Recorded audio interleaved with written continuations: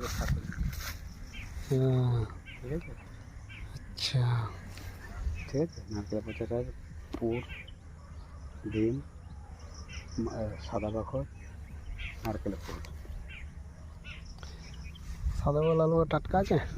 না, আস্তে আস্তে।